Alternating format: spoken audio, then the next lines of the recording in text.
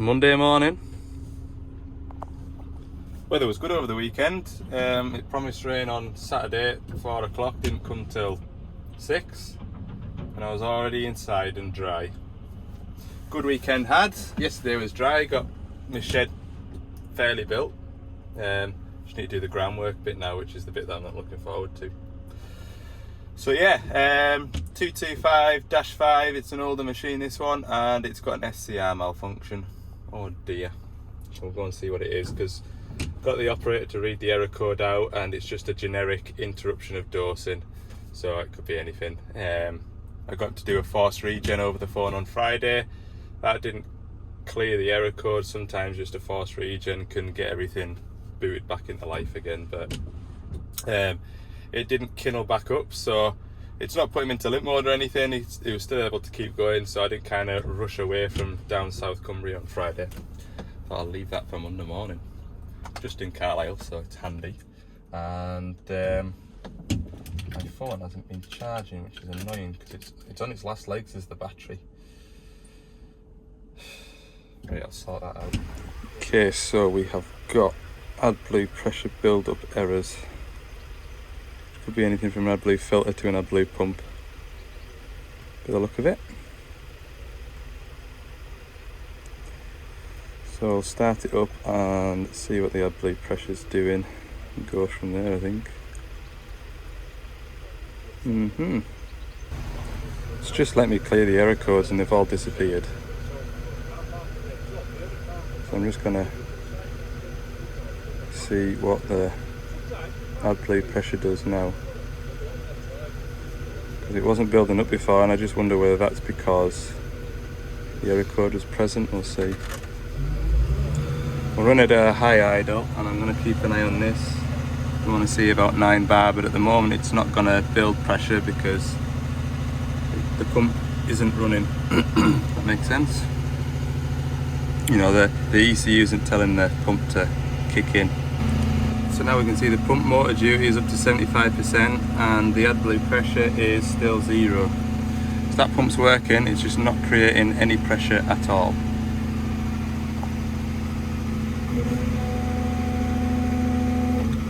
Queer, eh? So, these DL06 engines, we've only got one line going to the AdBlue. The rest, the other 2 lines going to the AdBlue injector are coolant lines to keep the injector cool. So it's entirely possible that the AdBlue injector is stuck open, which would then mean that we've got 0 pressure. Although when you see the tiny little needle holes in the AdBlue injector, you would expect there to be some sort of resistance pressure, if you know what I mean. It's like you turn the tap on through a hose pipe, you don't really have any pressure, but if you put a spray nozzle on it, there'll be pressure in the pipe because it can't get through the holes.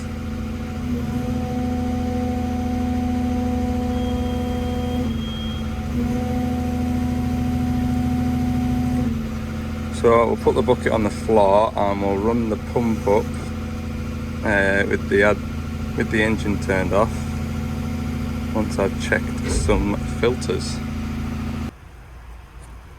So I've just taken the pump off because it's easier, handier. AdBlue filters in here.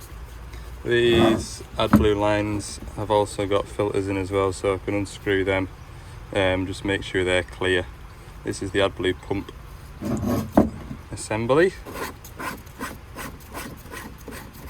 have a look in here first.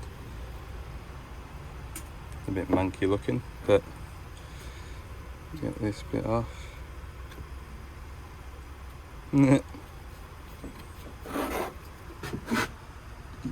Filter doesn't look bad. I'll pull it out anyway and have a look at it. And there's the AdBlue filter. It's not too bad. There's a bit of muck on the inside of here which I'll clean out. I'll put a new filter in for the sake of putting a filter in. And then I'll pull these out as well. I wonder how many hours is on it, because I look after these machines in regards that when they break down I look after them, but they get serviced themselves, so sometimes But it's 4,500 hour service interval for these filters, so if it's below 4,500 hours it might not have ever had a filter. If it's above 4,500 hours, because 4,500 hours is a strange interval, it might have been forgotten about. So I'll just a quick nosy at the hours on it. Yeah, it's on 7/8, so that's about 700 hours off being changed anyway. I'll grab a filter, which isn't in there. Sugar. Oh dear, Al. Screwed up there. Huh. Okay. That's less than ideal. I've obviously used an AdBlue filter and not replaced it. Good job, Al.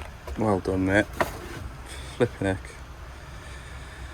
Right, not the end of the world. We'll pull these out and see what these are like.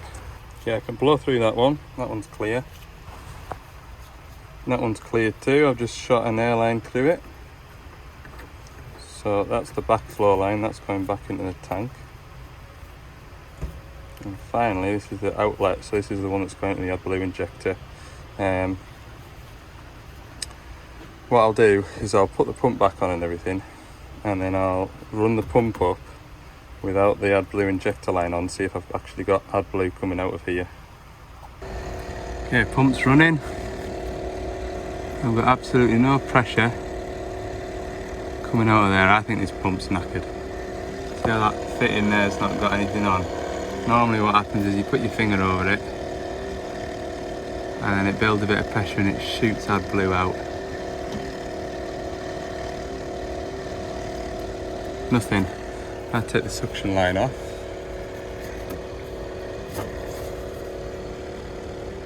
It's not even sucking me. Not even sucking. Got no suck, so it's got no blow.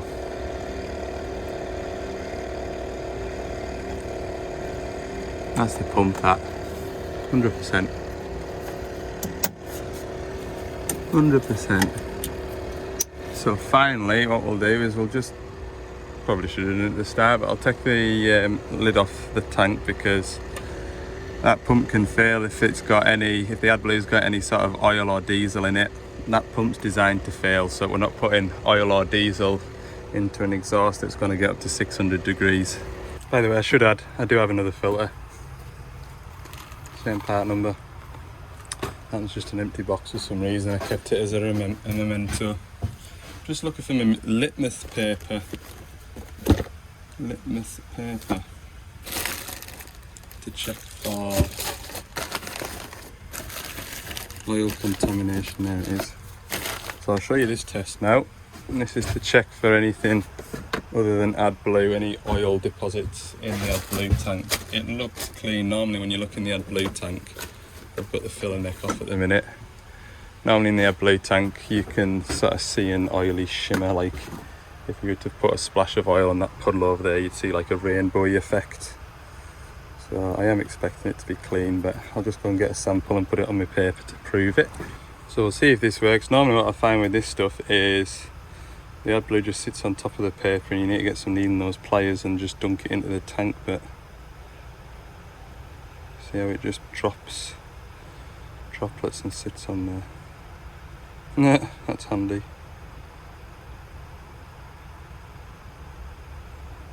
Yeah, I'll get my needle nose pliers and we'll just dunk it in. I've picked it up from this end. See how it's blue at the minute? I'll show you in a minute.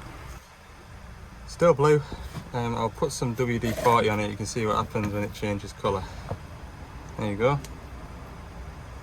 So the idea is the oil soaks into this. It'll eventually turn purple, I think. But anyway, onto an AdBlue pump. I have got an Evo 2 AdBlue pump on the van. I'm just going to phone parts because it's a different part number to what's stamped on the original AdBlue pump over there. But I'm pretty sure that one there is an updated part number.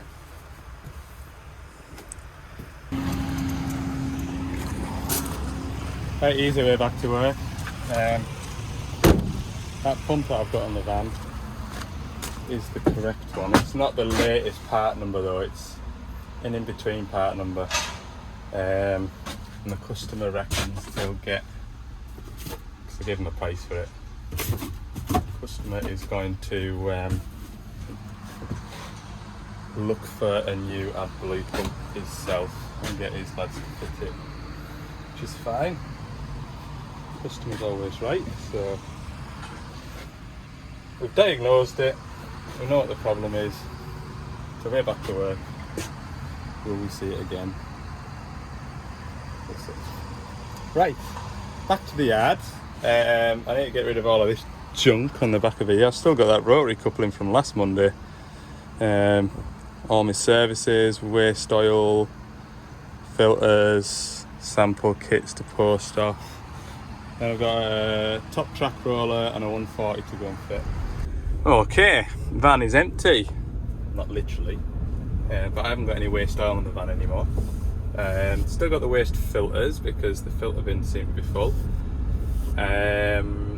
All restocked, and I need to go to a DA40 dump truck now.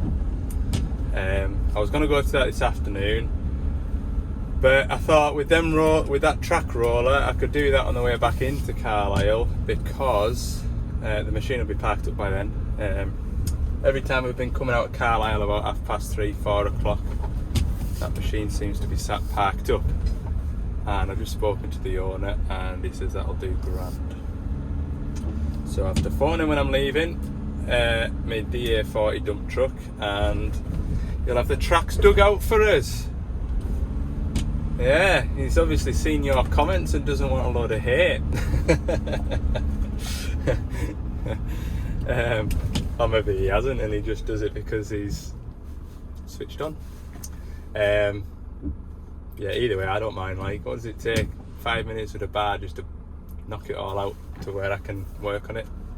Not the end of the world. Like, the machines work in muck and mud, and if they're mucky and muddy, it doesn't offend me. Okay, some people it might. Some people might look at it and go, oh, they might have cleaned this off for us, but at the end of the day, if it takes that bit longer for me to do the job, then I'm getting paid by the hour, and I'm sure Gordon's will be billing by the hour, so it just means that the customer pays for that time, doesn't he? Anyway, right, enough of that, let's go. Okay, DA40 dump truck, what a beast.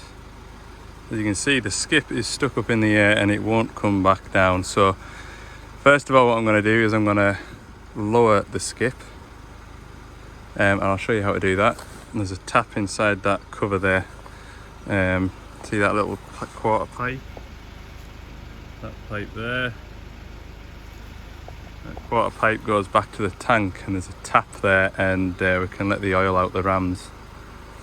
Whether or not it'll come down, I don't know, because it's a long way up in it, you know what I mean?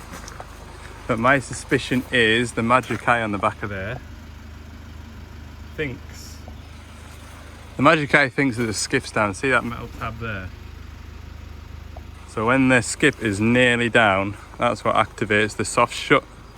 So once it's down, or nearly down, it slows the hydraulics so it doesn't bang down on the chassis all the time. So if it thinks it's down, then it isn't going to allow you to bring it down even more, if that makes sense. That's my suspicion. So yeah, let's go and get this cupboard door open. Isolator on. Isolator on. Right. Just before I let it down, I thought I'll just jump in the cab and see, because you get a little icon to tell the driver that the body's down, or if the body's up. It is actually seeing that the body's up. So it might come down if I start it up. We'll see. Gotta wait for those accumulators. Here it comes. It's coming back down. Brilliant. So we'll have a look at that magic eye. See what it's doing. I'll need to put the skip prop in, which is why I wanted to lower it on the tap. I'll show you the tap.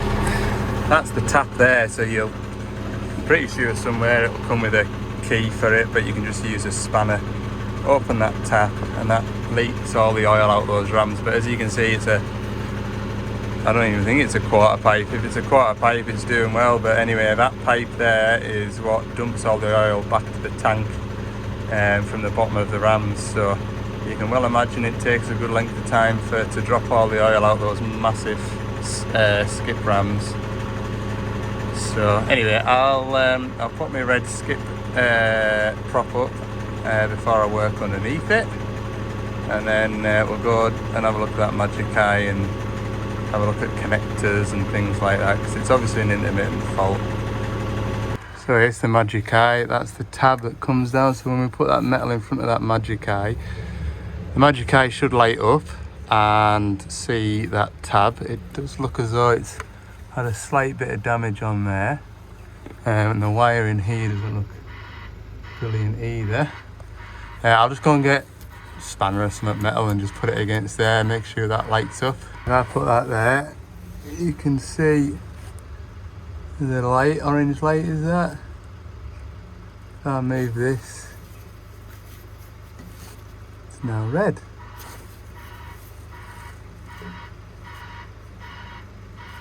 It's working at the minute, but it's obviously intermittent. Quarry manager said that it did it a couple of times and then just stayed off, so there must be a problem in the wiring. Look at all this clat. See if we can find a plug for it.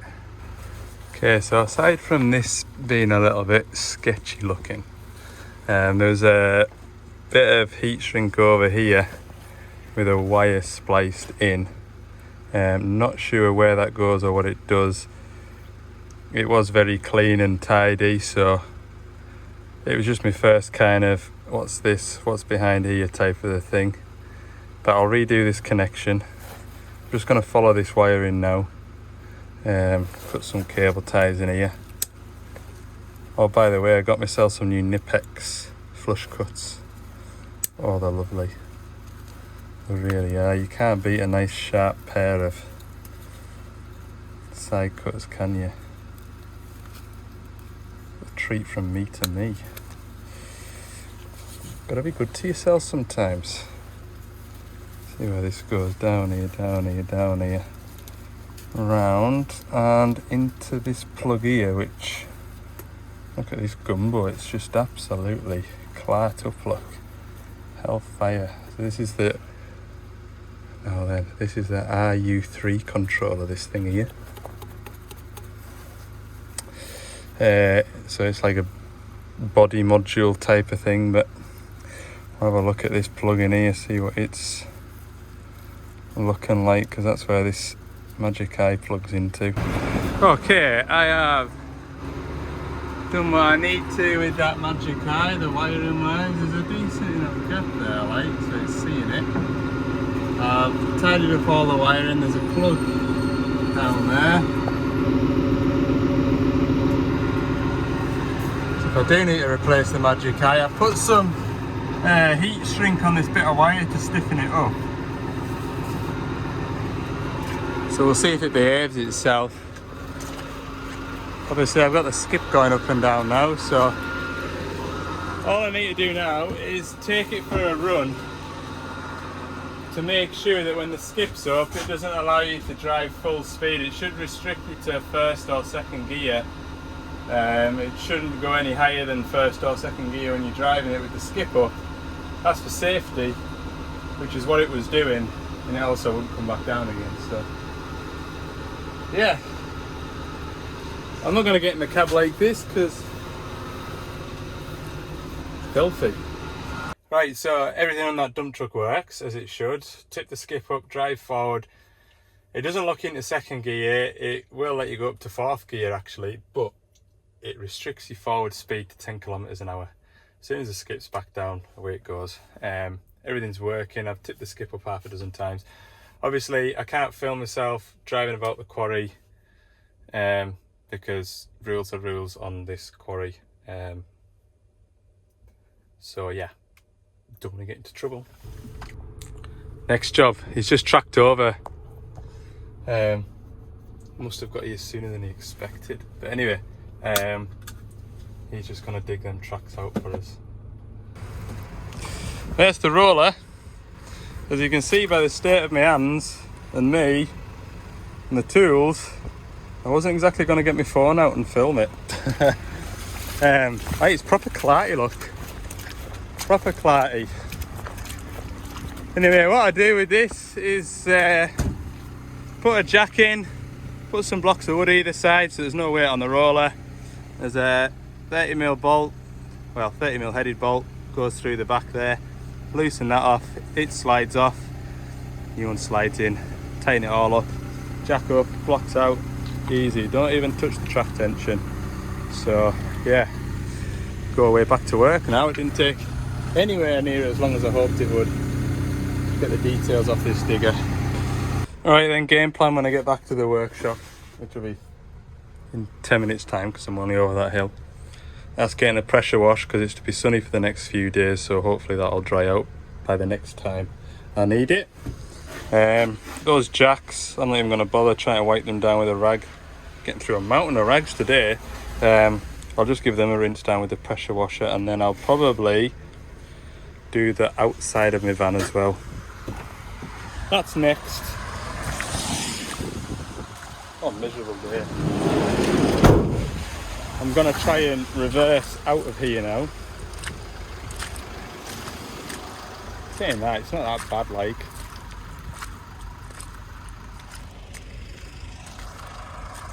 Do I reverse onto a road? Ah, boot stuck. Or do I try and turn around on here? Or maybe ease forward and just have a look.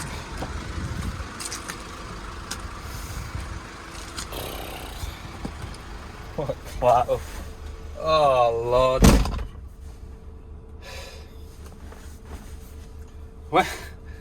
When are we going to get a dry spell? We haven't had a week of sunshine yet.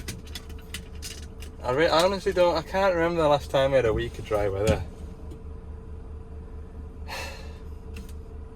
So demoralising. Anyway, chin up, as you will all be writing in the comments. Chin up, Harlan, it'll all be alright. It will be, you're right. It's just the weather, there's nothing you can do about it. Hell, you'd think it was a different day, wouldn't you? That's taken nearly an hour to wash. But it's clean now. I haven't washed it for about 3 weeks, and I always try and do it. I do try and do it once a week. Then it's less of a job and you don't spend an hour doing it. But yeah, it looks alright, does the old van. That'll all turn to dust in the next couple of days and sweep out.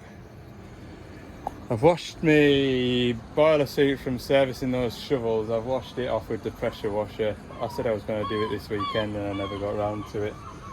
So I've washed it off of my high-vis boiler suit. I've washed it off, so hopefully it stays dry over the next couple of days like it's supposed to. Hey man, anyway, it does look a sorry state in the back of here, but we're not sure for this. I keep some sort of respectability, but I know you're all saying, oh, you're working out of a fitter's van, what do you expect? And well, I know, but have some pride in your vehicle, don't you? Right, thanks for watching. I'll see you in the next one. If you haven't already, click the subscribe button. I'd really appreciate that. And yeah, I look forward to the next vid.